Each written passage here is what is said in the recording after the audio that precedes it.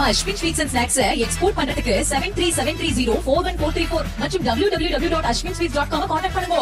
தீபாவளி பண்டிகை நெருங்கி வரும் நிலையில் மதுரை விளக்குத்தூண் பகுதியில் புத்தாடைகள், வீட்டு உபயோகப் பொருட்கள் விற்பனை களை கட்டியுள்ள நிலையில் காவல்துறை சார்பில் கண்காணிப்பு தீவிரப்படுத்தப்பட்டுள்ளது.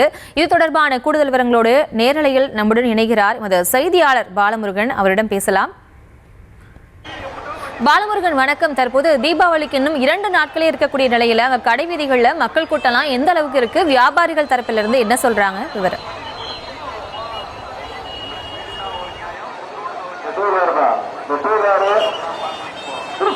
நிச்சயமாக தமிழ்நாடு முழுவதும் தீபாவளி பண்டிகை வரும் 20ஆம் தேதி கொண்டாட இருக்கிறார்கள்.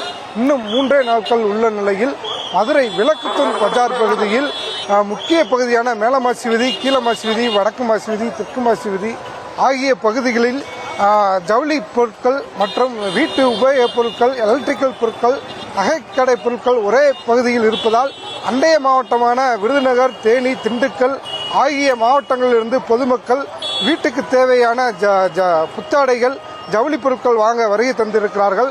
குடும்பமாகவும் சொந்த பந்தங்களுடன் கூட்டமாக வருகை தந்து வீட்டுக்கு தேவையான புத்தாடைகளையும் வீட்டுக்கு தேவையான பொருட்களையும் வாங்கி சென்று மகிழ்ச்சியாக இருந்து வருகிறார்கள்.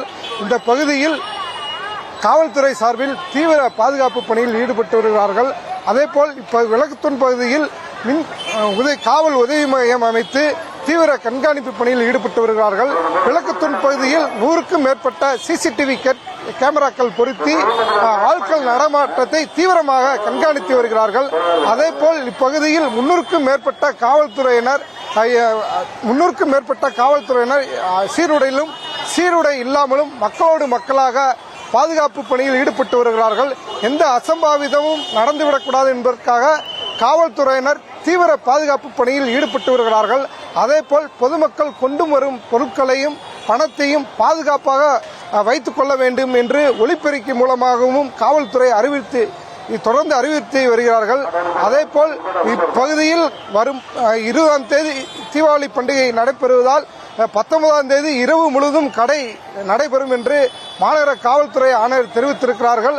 அதேபோல் பொதுமக்கள் பாதுகாப்புக்காக காவல்துறையினர் தீவிர பாதுகாப்பு பணியில் ஈடுபட்டு வருகிறார்கள். பிரியங்கா, விவரங்களுக்கு நன்றி பாலமுருகன். நம்ம Ashwin sweets and snacks export பண்றதுக்கு 7373041434 மற்றும் www.ashwinsweets.com கான்டாக்ட் பண்ணுங்க.